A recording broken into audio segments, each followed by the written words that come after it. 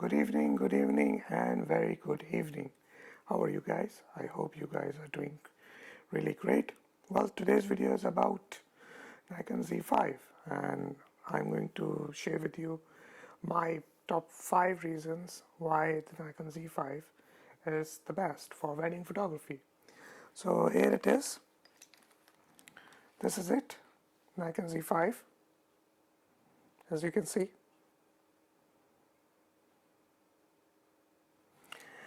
So what's this camera? It's, in my opinion, what are the top 5 reasons which makes this camera Z5 the best for wedding photography? Let's start. So I have notes with me over here, and first is 24 megapixel. Now you're going to say why we are talking about 24 megapixels, why megapixels are so important. Well, for many photographers, megapixels are really very important, and as far as I see, many people are getting business based on how many megapixel of camera they are having in their capacity or in their bag. The more the megapixel, the more the chances to getting the business. But let's talk about the main reason. 24 megapixel is the optimum range where you are getting the best of everything. Um, uh, it's a known fact that the lower the megapixel, the best to the low light capability, and the higher the megapixel, the worse the low light capability.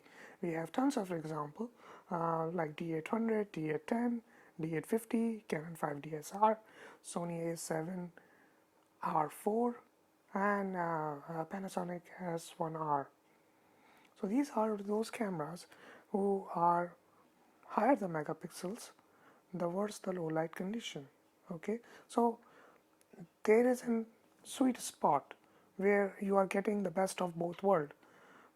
Best of both world means higher the details and the best the low light capability. So 24 megapixel is that sweet spot which all the camera manufacturers found, and they are making cameras which are really giving you enough detail, not only in terms of megapixel but also the optimum performance in every terms, in terms of low light capability, in terms of dynamic range, in terms of high ISO, stuff like that, which we'll cover later in this video. But 24 megapixel is that sweet spot. You can get all the details that you need, and at the same time you get best of every technical aspect from this 24 megapixel machine. So next point is lightweight. Well, of course, this is what we all now drooling for. The lighter the camera, the good for us as an event photographer. I remember last year when I was covering the exposure event, which is the largest photography exhibition in Middle East. When I was appointed to cover that event officially by the Sharjah government media, they hired me to cover the event. And the first thing before the event started, one day before, I was visiting the venue just to see how it goes, how big the area is, what kind of event is going to be, and what kind of things do I need to cover. So it was my scouting trip, and while doing my scouting trip, I was having my DSLR hanging on my shoulder, and within first 30 minutes I realized I have to cover this event for 8 hours, and I cannot carry that big heavy 2 kilogram DSLR on my shoulder for 8 hours. That's why I decided to immediately go for mirrorless cameras. So I called an Nikon Middle East and I request them to help me to solve this issue, and they gave me Z5, which is really lightweight camera body. And I used that Z5 with 14 to 30 f4, which is ultra wide angle lens, and I covered the whole event with that one lens and with this one Z5 camera. So the idea of this point number 2, lightweight, is the lighter the weight, the best for the event photographer. If you are covering an event which is going to be last for hours and hours, the lighter the camera, the best for you. You are going to get less fatigue. You can easily shoot in low angles or high angles or whatever that are difficult for you to operate the camera. That's where these lightweight camera bodies really going to help you. So the lightweight is point number 2. So next point is best dynamic range. Okay, now this is going to relate to point number 1, which was 24 megapixel.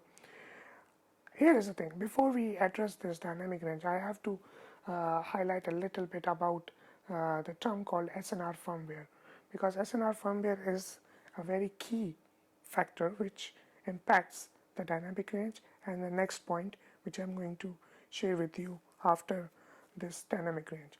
At that point, that thing which is called SNR firmware, and that SNR firmware is responsible to get the best juice out from the sensor and give the raw file to you so you can post process it easily. Now what's the dynamic range? Dynamic range is basically the latitude that you get in order to get the best highlights and all the shadow details in one raw file that you can recover not only in the camera but also in post processing. It usually calculates in AV 15 stops of dynamic range, which is very common. Some cameras are 14, some are 14.5. Now nearly all the high resolution cameras or all the modern day DSLR, not the DSLR, the mirrorless cameras are touching 15 stops of dynamic range. So dynamic range is basically the total area which you can cover from highlights to shadows. This Z5, it basically comes with conventional sensor. It's not BSI sensor, but due to the SNR firmware, it gives you the latitude or gives you the dynamic range of Z6 or Z6. Z6 has the BSI sensor, which is better sensor, unlike the conventional sensor inside the Z5. So basically Z6 and Z6 gives you much more better low light performance, like half a stop, nearly half a stop better low light performance in compared to conventional sensor, which is not much, because all the difference of that half a stop is been covered by the SNR firmware inside the Z5. The SNR firmware inside the Z5 is exactly the same that you will find in Z6 or Z6 So the dynamic range and high ISO performance, which is the next point, is equal between all these three cameras, Z5, Z6 and Z6 So the SNR firmware is the key factor which makes Z5 stands equal with Z6 or Z6 at much lower price point. Now that's just point number 3, it's finished. Now next point is low light performance and high ISO. That's point number 4, low light performance and high ISO. Low light performance, high ISO is basically more kind of interrelate. Like for example, if you are having low light, of course you are going to bump up the high ISO, bump up the ISO, and how much grain you can going to get. That's the key factor. That's where Z5 shines. I have tons of examples where the Z5 I shot with this camera, the JPEG right from the camera up to 25,600 ISO, and all of them are easily usable. 10,000 ISO, 12,800 ISO, 25,600 ISO, even 51,200 ISO. All of them are usable from Z5. So the low light capability of Z5, don't underestimate with the lower price point of this camera, okay, because if its price is low and compared to Z6 or Z6 so it's going to be a mediocre camera. That's where you are totally wrong. Totally wrong. Trust me, this camera, when it comes to photography, it's stunning. It's stunning. You don't have to worry about the highlights. That's where Z5 shines.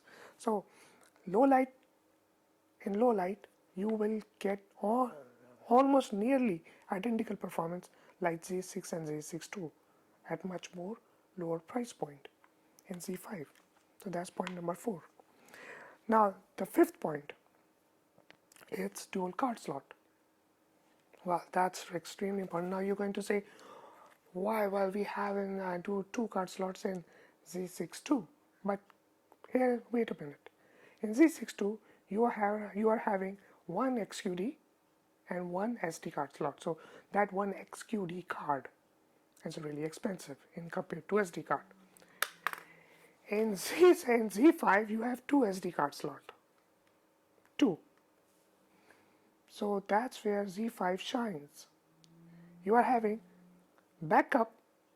You can shoot backup in two SD card slot, and you can go easily home, carefree, that you are not going to lose the data. All the professionals, like hardcore professionals, they always shoot as a backup. They put two cards in the two camera slots of the camera, and they shoot backup. So in Z5 you can have shoot a backup in two card slot and go home with peace of mind, and you don't have to worry about that your data is going to lose. That's the thing.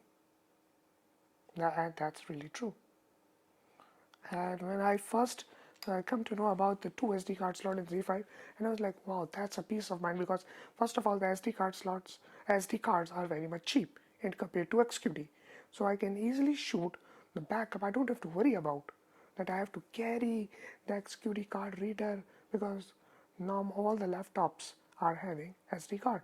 Even the new MacBook Pro, which comes in 2022, they are also carrying the SD card slot.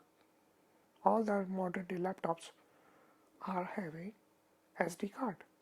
So you can shoot and directly plug into your laptop and do your post-processing.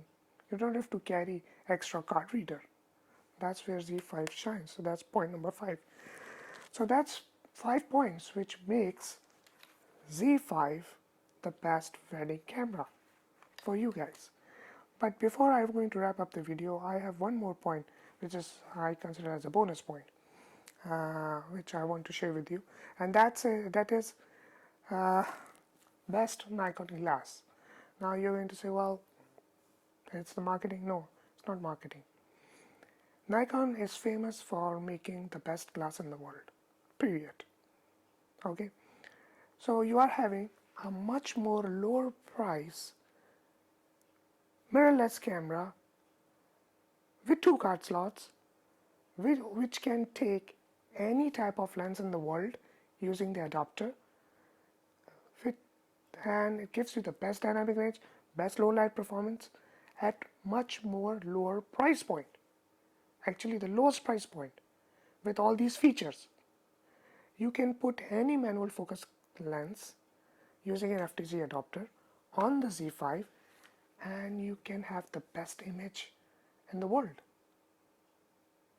People who carry all those legacy lenses, the D-type lenses, G-type lenses, or the AIS or AIS lenses like me, for us Z5 is the best option to go with, because we can put any type of lens using an adapter on the Z5, and using the focus peaking we can shoot portrait, landscape, tilt shift, or all those fancy lenses which can create incredible bokeh, and we can get the best out of it using the better SNR of Z5.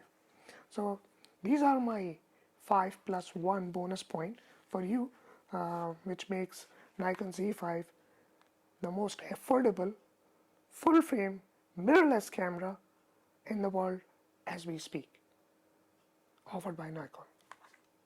Thank you much for watching this video, and I hope you like this video. I'm not going to say subscribe or thumbs up. I don't do that. But I hope like the content that we are sharing on this channel, VUEGRAPHY, is all about helping you guys to get the best out from what Nikon or any other brand offers. Thank you very much for watching this video, and I'll see you guys in some other video next time. Till then, take care.